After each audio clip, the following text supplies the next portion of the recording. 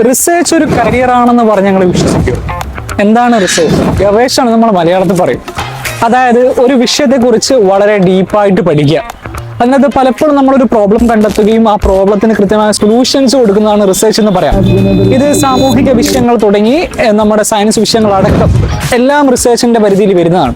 കൃത്യമായ റിസർച്ചാണ് പലപ്പോഴും നമ്മുടെ കരിക്കുലത്തെയും ഒക്കെ തന്നെ പുതിയതാക്കാൻ നമ്മളെ സഹായിക്കുന്നത്.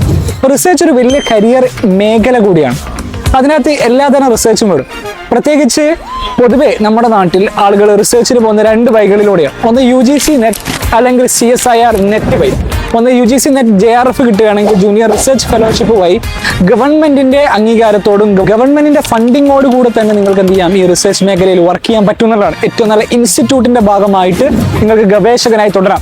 ഇതല്ലാതെ തന്നെ നമ്മൾ കാണുന്ന വേൾഡ് ഓർഗനൈസേഷൻസ്, WTA ആയിക്കോട്ടെ, WHO ആയിക്കോട്ടെ, NGOs ആയിക്കോട്ടെ തുടങ്ങിയ ചെറുതും വലുതുമായ ഓർഗനൈസേഷൻസ് നടത്തുന്ന റിസർച്ചുകൾ തന്നെ മറ്റു രീതിയിലുണ്ട്.